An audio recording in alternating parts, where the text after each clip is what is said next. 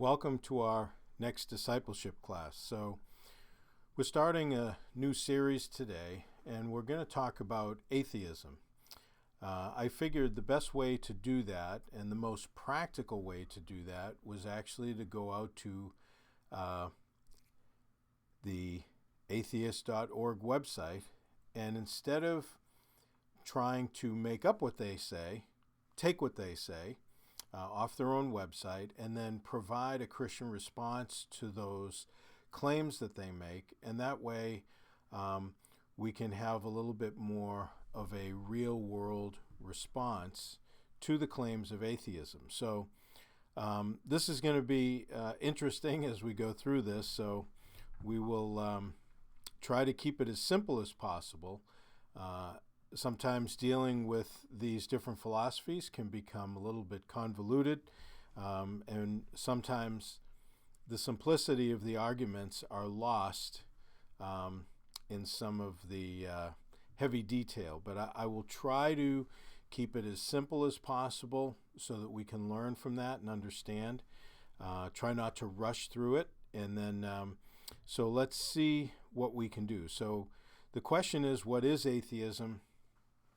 And this is going to be a Christian response in this series.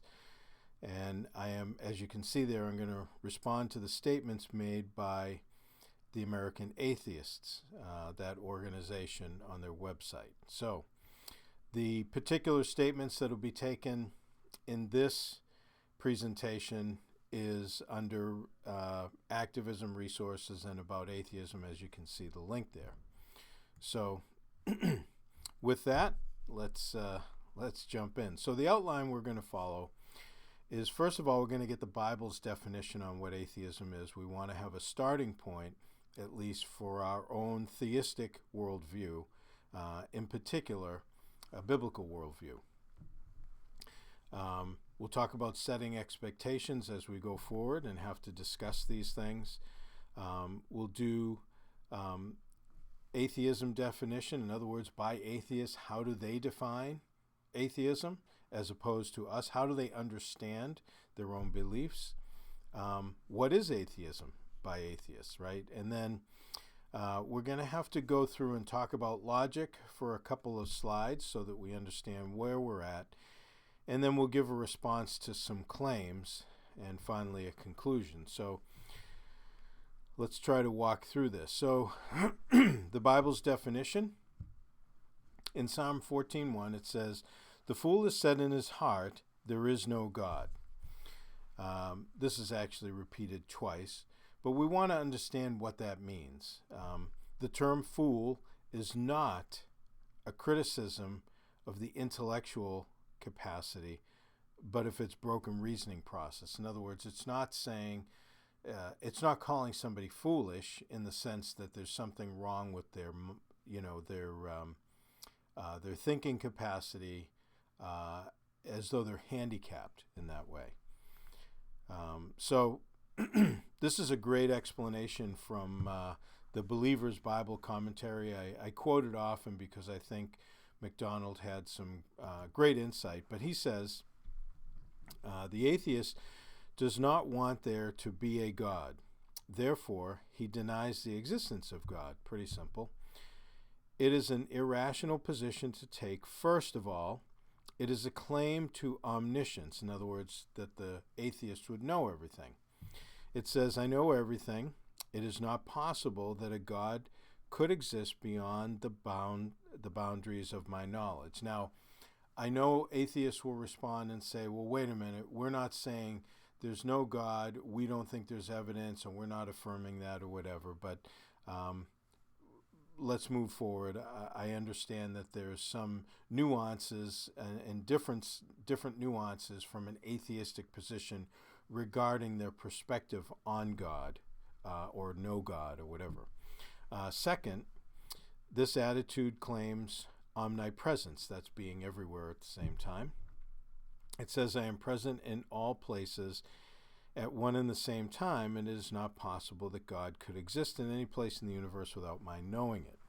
Obviously absurd. Again, this proposition ignores the wonders of God in creation, the immensity of the universe, the amazing precise movement of the planets, the marvelous suitability of the earth to sustain life, the intricate design of the human body, the fantastic complexity of the human brain, and the extraordinary properties of water and soil. So I think that MacDonald definitely gives us a good foundation for that. Now, as we go forward here, I do want to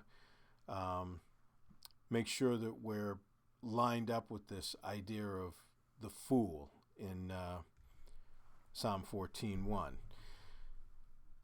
The Complete Biblical Library makes this statement: the biblical conception of folly, or what a fool will do, is moral perversity rather than intellectual feebleness.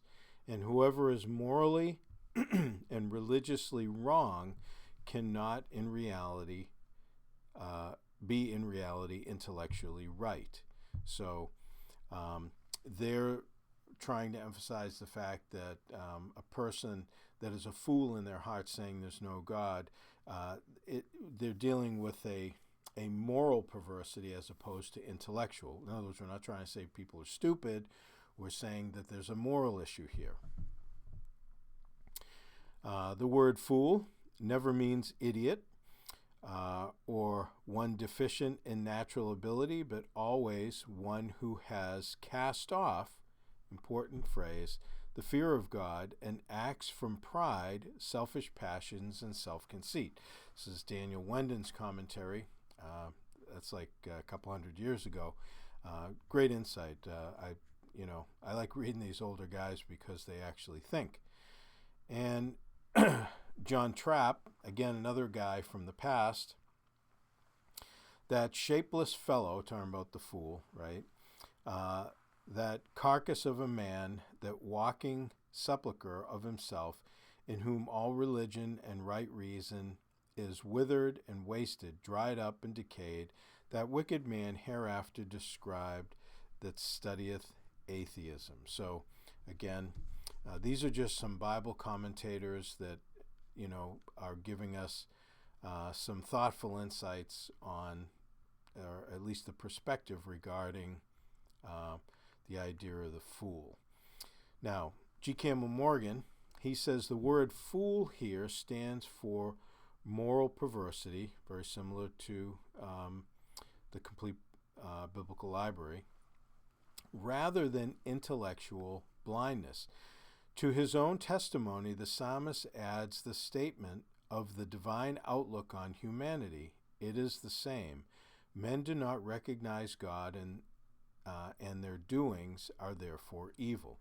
So Morgan kind of is talking about, if you start to read through the psalm, the first sentence establishes this moral perversity, and then the rest of the psalm talks about how people have a tendency to obviously act wickedly, which is why they don't want to recognize God. Now, that doesn't mean that they're speaking it out. Notice it says the fool has said in his heart, there's no God. So when I have no sense of accountability, I'm saying, well, come on, God doesn't exist. Nobody sees me. I just do what I want. Well, I have a sin nature. Again, this is a biblical worldview. I have a sin nature, so therefore I am going to very easily fall off in that direction. The popular commentary by Kretzmann says, a person who denies the existence of God is truly foolish, filled with madness. He denies the evidence of his own senses. He deliberately silences the voice of his own conscience. Now, this actually kind of incorporates some thoughts from Romans 1, where it talks about the evidence of creation has actually been put into people. Everybody recognizes, even the atheists, they look at creation, and if they're honest with themselves, they know that it didn't just appear out of nowhere by itself. So they're denying the evidence of their own senses and their own reasoning, actually.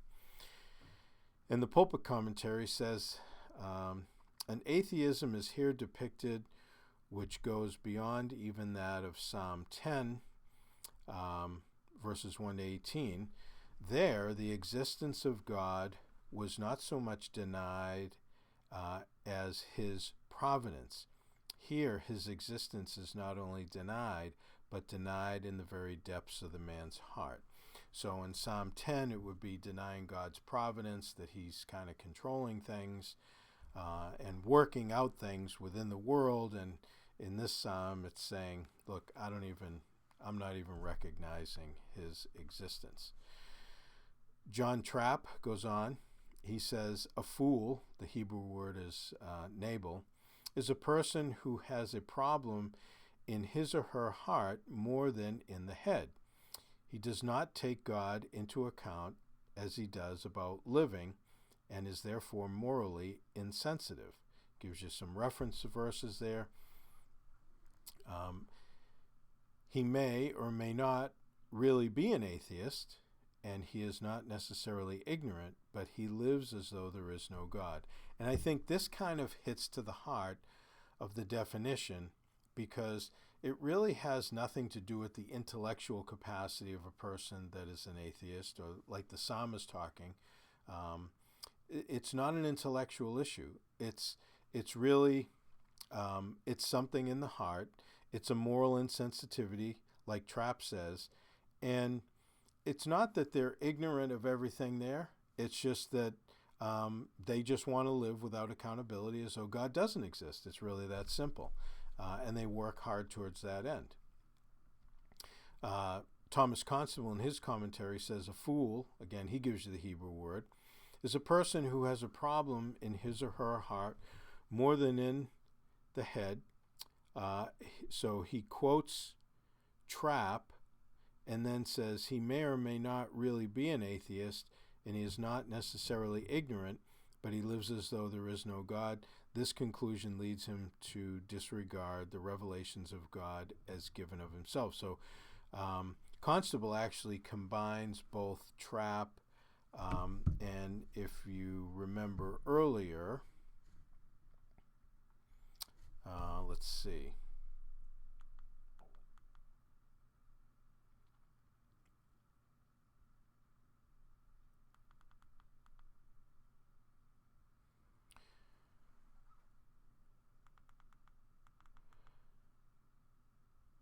He quoted one of these guys and combined them with Trapp for his view. So I think we can come to the conclusion that we're not criticizing atheists because of an intellectual capacity, or saying they're dumb or stupid or anything like that. Many atheists are brilliant people, smarter than I am anyways. And that's not the issue, though. The issue is not that. The issue is dealing with a recognition and a proper thinking capacity. Now, you can be brilliant. I like what John Lennox says. He says, when world-renowned scientists say things, or brilliant people say things that are nonsense, they still, when they make nonsense claims, they still are nonsense regardless of the brilliance of the person making it. So my capacity, my understanding does not mean that everything I say makes sense, or everything I think is going to make sense. So I need to be able to understand as I go forward, when I'm thinking about something, I have to think of it the way that God has created me, and in reference to what I understand the truth to be, and the truth is knowable. We've gone through that a lot in apologetics. So let's set some expectations. The commentaries were quoted so it will not be misunderstood what is not being said from Psalm 14:1. We are not saying atheists are intellectually deficient or without reasoning capacity, for they reason within their own hearts that there is no God. That is a reasoning process. They have come to the place where they have reasoned their way to say there is no God, and that's what they believe in their hearts. We are saying that atheists are not using their intellectual reasoning capacity in a logically consistent manner. And this is what I want to try to get across. If a person is logically consistent, then there's only certain conclusions that we can come to. If we start denying that we are if we say I am reasoning properly when I'm not and everything else, then we're not even communicating anymore. So we have to be able to communicate in order to have some dialogue and understand what we're actually thinking. Consistency will always lead to theism. There is no way around that. We will examine the statements made by atheists and apply logically consistent, self-evident reasoning processes for comparison. That's important. Logical thinking should be consistent with all areas of analysis and not violate the correlation to facts whereby we know the truth. We know that the truth correlates to reality or to facts. I have a black control in my right hand. Well, that's a truth claim. I have a black control in my right hand. That statement doesn't correlate to the facts, so it's not true. I know what the truth is. I can know the truth. The truth is not tricky. The truth is knowable. Once you know what the truth is, the opposite of that is false. Very, very simple. All right, so here's a definition of atheism, and it's from their website. That's why it's in quotes, and it's taken from, as all other quotes says down the bottom in this presentation, from the atheist.org website. Atheism is not an affirmative belief that there is no God, nor does it answer any other question about what a person believes. It is simply a rejection of the assertion that there are gods. Atheism is too often defined incorrectly as a belief system. Very important phrase. To be clear, atheism is not a disbelief in gods or a denial of gods. It is a lack of belief in gods. So this definition is trying to skirt the issue by saying, well, we're not saying there's no gods there, but we just don't believe any of them. So that's almost more of an agnostic position. What they're saying is, I lack knowledge. The agnosticism comes from the A meaning not, and the Greek word gnosis, which means knowledge, basically it's no knowledge. So if I say, which technically is not atheism, so what they're saying is atheism is really, can be agnosticism, and I understand that, but let's go with what they're saying. What an agnostic, a person that says, God may be there, but I have no knowledge of them, again, it's a logically inconsistent and self-contradictory position, because you have to know enough to know that you cannot know about God. I don't want to confuse you on that, but in other words, for me to say, I don't know that there's a God, or there's not enough knowledge to prove to me there's a God, or if God's there, I don't think he's knowable. Any of those positions puts us in a place where it's saying, I have enough knowledge that I can know what I'm claiming I cannot know. I know enough about the universe, reality, the existence of God to know that A, he may, if he's there, like, he won't have a relationship with me or doesn't care. B, he's not there. There's no way that I can actually know that. Now, the website is trying to avoid being pinned into a corner by saying, well, we're not saying there isn't any gods, right? We're just saying that we lack a belief in gods. In other words, we don't have this positive affirmation that God exists, which is fine. But the criticisms that they come up with on their website are always against Christianity, which is why now I feel it's important that we provide an answer to their criticisms. So this statement is an attempt to affirm that atheism is not a belief system. That's where they're going.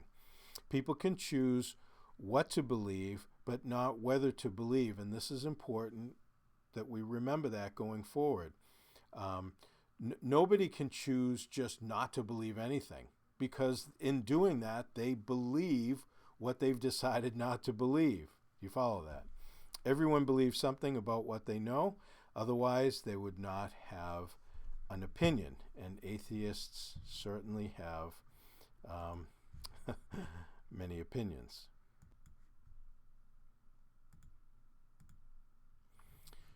All right. Even the person that says they don't know if God exists knows they don't know if he exists. This is what they believe, not what they don't believe. So even if they take the more agnostic position and say, I don't really know if God exists, so I'm not going to have a positive, affirmed belief in him. Well, if I take that position, I know that I don't know. And I know that I'm choosing not to have that positive belief, which in itself is what I believe. I don't know why that it seems so difficult. Opinions require thinking. The results of thinking is to make a decision on belief as a belief. In other words, denying belief in God affirms a belief that there is no God. There is no avoiding this logic. You can't slide around it by trying to change the definition of terms or have this esoteric meaning in what you're claiming that only, if I start making statements where the definitions of the words are something only I understand, I'm not communicating anymore, and I'm not dealing with anybody else in what they understand, so I'm not making any sense.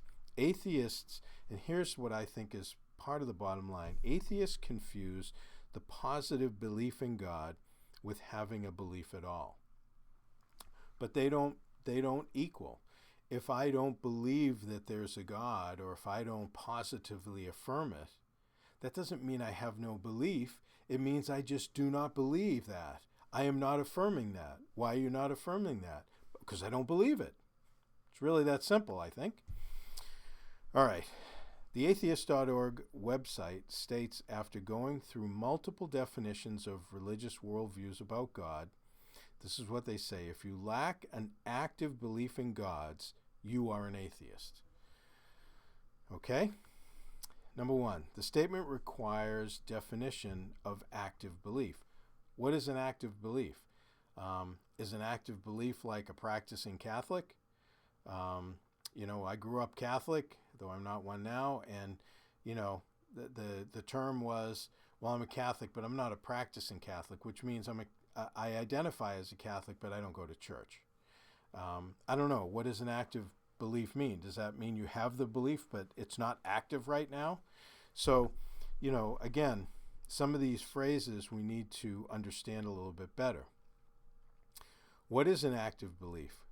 I guess we would have to, what's an inactive belief, right?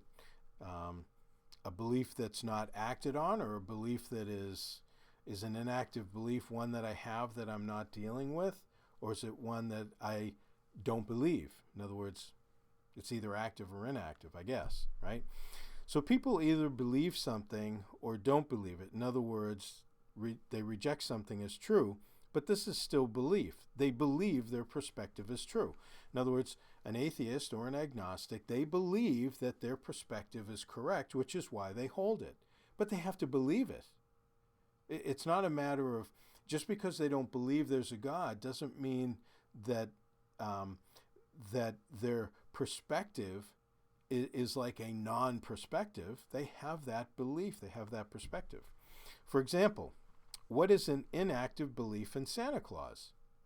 I don't actively affirm Santa Claus. I guess I don't have an active belief.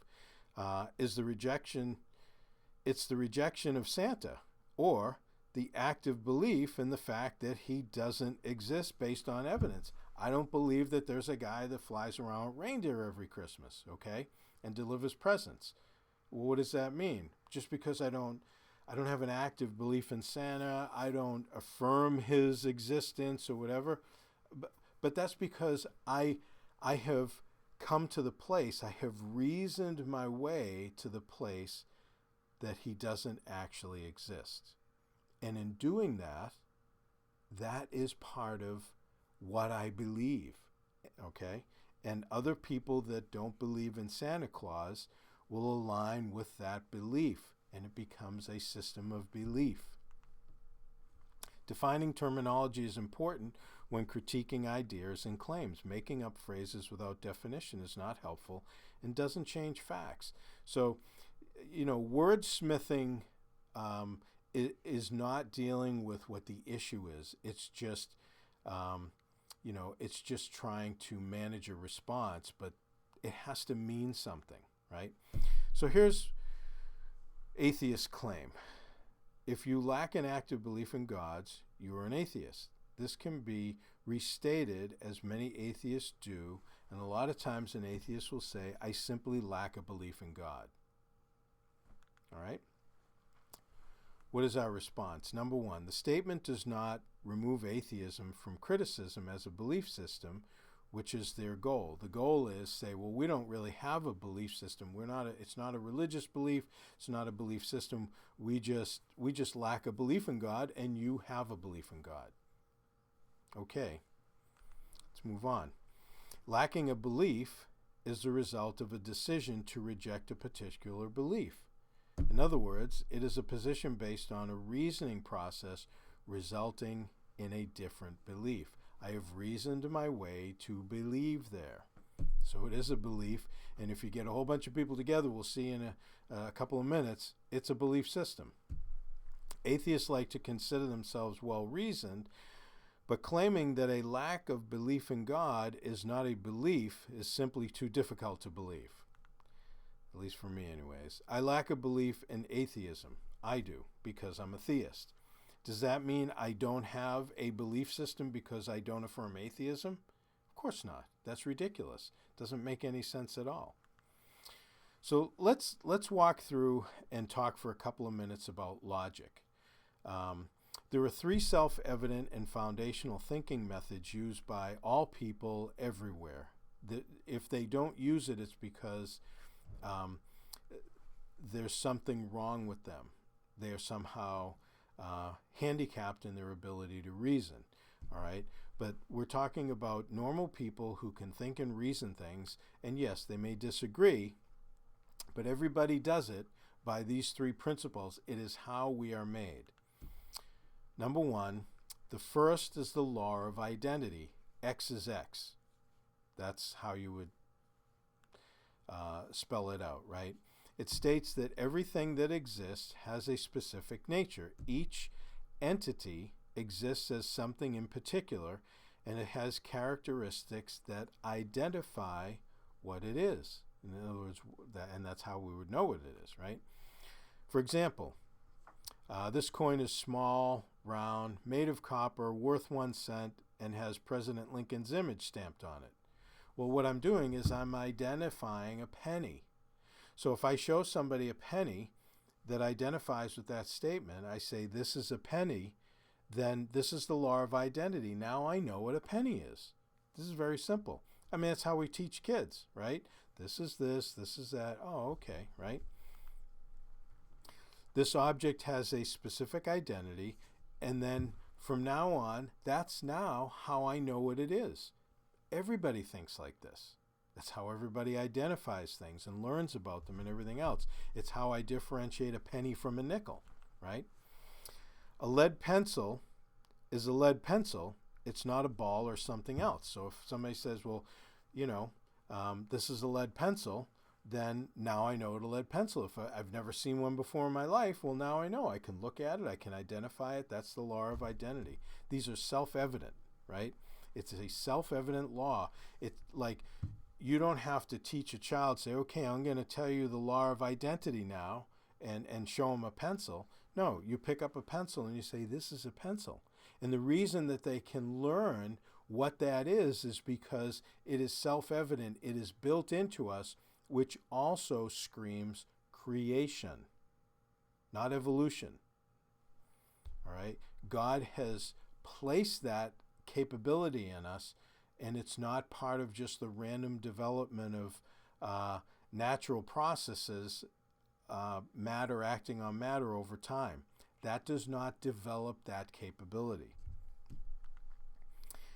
It is intuitive. People know it naturally. You don't have to explain what it is because you're using it.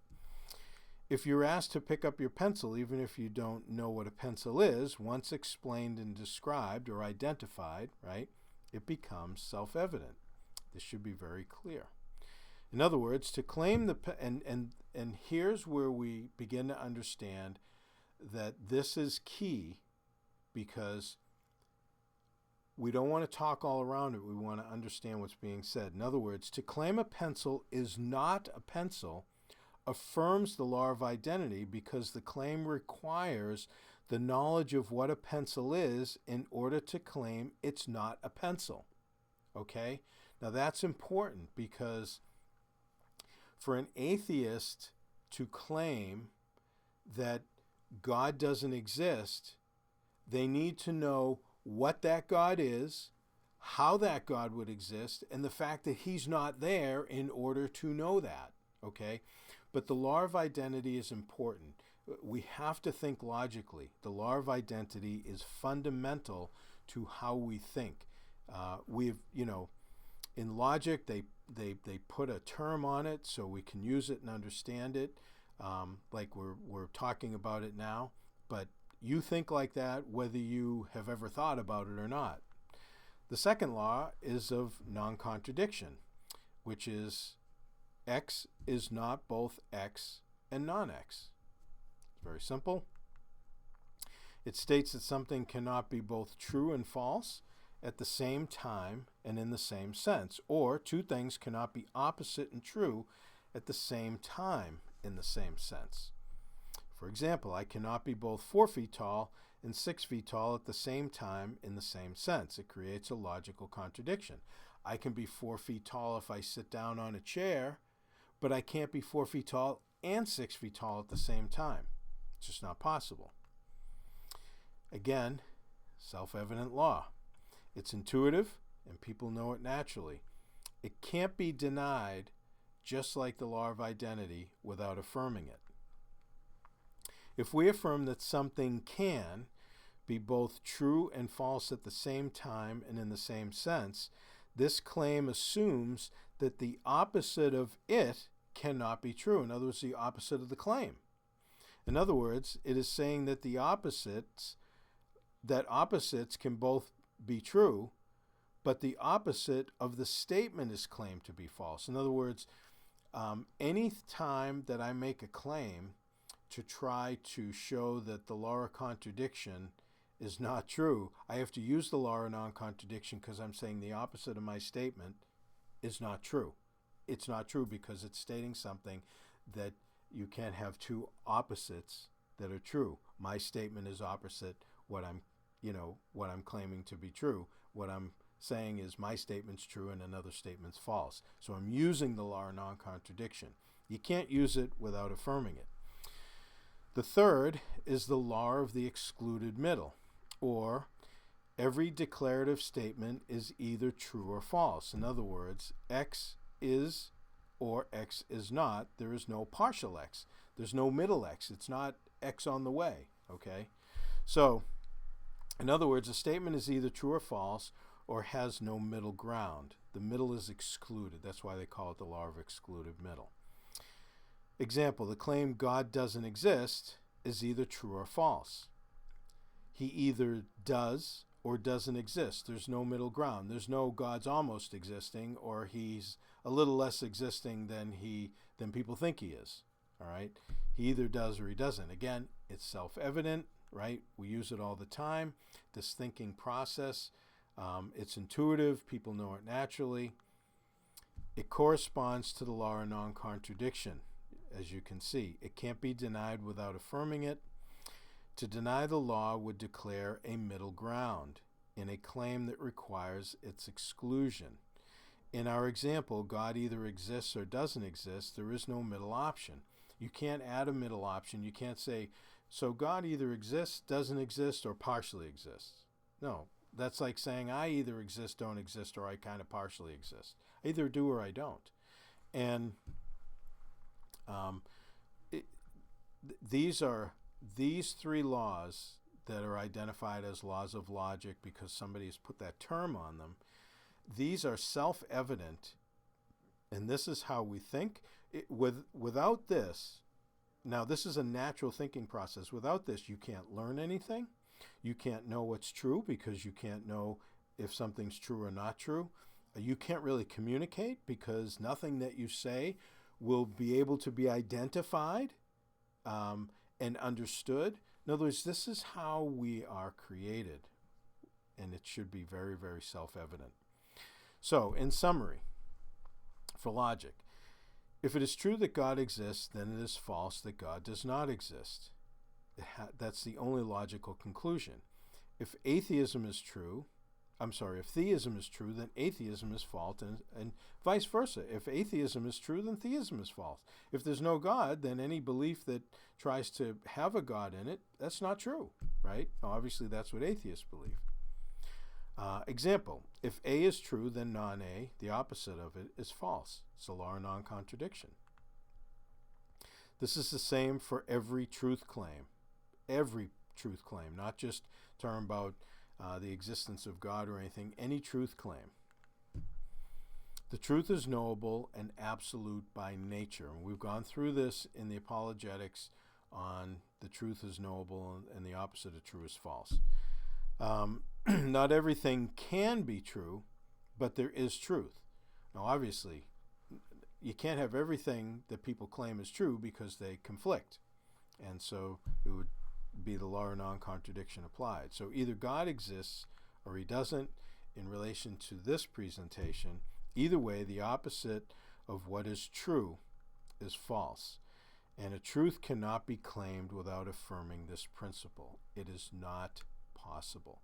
So we need to remember that as we go through, because this logic summary is going to be applied to how we analyze the claims off of the atheist.org website. So let's look at a response to a couple of their claims. So atheists claim, wishing that there was an afterlife or a creator God or a specific God doesn't mean you're not an atheist. Being an atheist is about what you believe and don't believe. Interesting. Not about what you wish to be true or would find comforting. Now, they had previously said they don't have a belief system, but now they're talking about believing, right?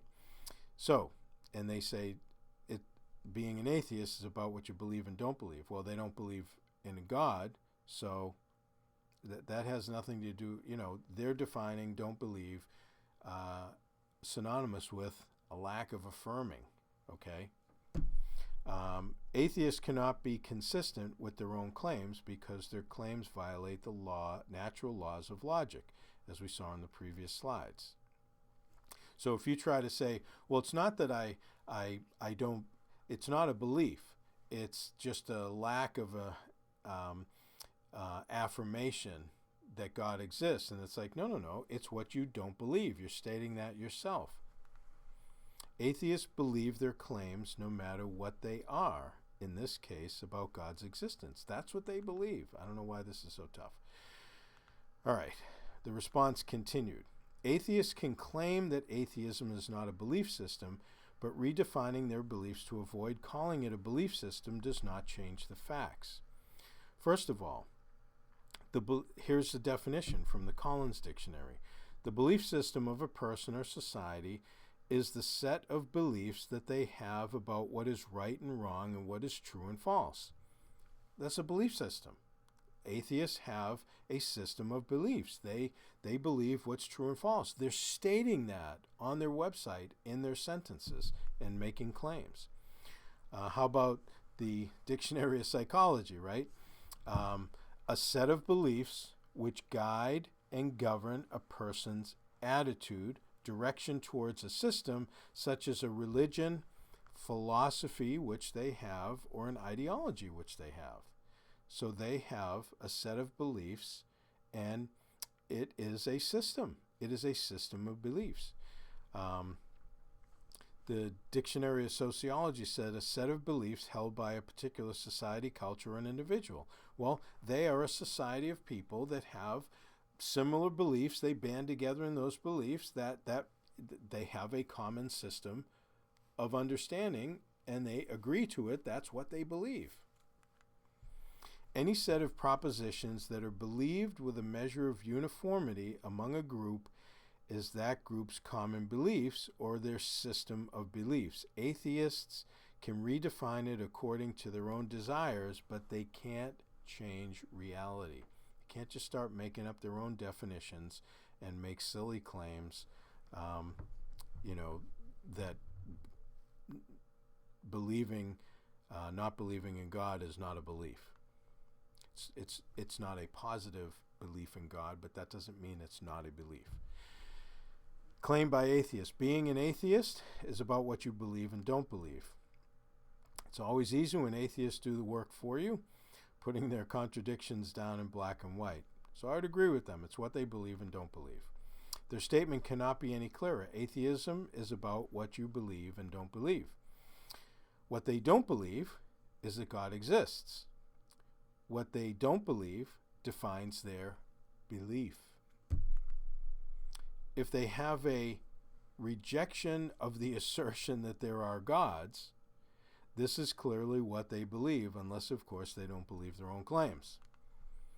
Their claims are logically contradictory and clearly inconsistent. They're trying to wordsmith their way around being what they actually are, which is a society of people that have a common beliefs. And really it's a religious belief system, because they just think because they're eliminating the concept of God in their belief system that there's no aspect of religion to it. But it's still a common society of beliefs. It's a belief system. It's a worldview. It is a system of understanding that they all hold in common. In conclusion, let's wipe out Hume down the bottom there, because he is dead. Now, in conclusion, atheists make claims that logically contradict because of their materialistic worldview. Most atheists, not all atheists, obviously, but most atheists, for the most part, are materialists. They believe only the material world exists, and therefore there is nothing transcendent. There is nothing beyond the material world, the material universe. That they would have to believe that in order to believe that God doesn't exist or any God exists, right? So they have to find other ways for them to have developed and be able to do what we're doing now, which is think, reason, make truth claims and everything else. That has to come from somewhere. That doesn't just arise. It's not an accident because matter acting on matter over millions of years somehow figured out how to be logical. That's not how it works. So if you have a materialistic worldview, you are going to have a logical problem. There's no way around it. And we'll get into that more as we go further on into some of their claims. Atheists make claims that redefine terms so they can avoid adhering to a belief system. We've seen that. They try to kind of talk around it and redefine things, but they're just not dealing with reality at that point. Atheists utilize the tax-exempt benefits of a nonprofit religious organization while denying being a religion. So they are, as you can see down the bottom there, American Atheists Incorporated is a 501c3 tax-exempt organization. That organization is given for, basically religious organizations, because that's what they're claiming to be. This is like Scientology. Scientology says we're not a religion, and then they are the religion of Scientology that have a 501c3. It's, things are either, this is the law of identity, right? It is what it is. X is X. If it looks like a duck, and it quacks like a duck, and it walks like a duck, right? Stuff is very simple. I don't know why people complicate it. So, they may say, well, why should we avoid the tax-exempt status? But then they're just not being honest. So, now, atheists have their own online dating services because they share a common belief that there is no God. They define themselves as non-believing singles because that is their belief. These are things they are holding in common. Atheists, as all other belief systems, identify themselves by their common beliefs, unless, of course, they don't believe they are atheists. So, look, I think this is relatively simple. This is an introduction to atheism, kind of where they're coming from, a little bit of where we're coming from. So we'll continue on next week, and we'll get into what atheists have as a position regarding ethics. That's interesting. So until then, may God richly bless you as you continue to study His Word.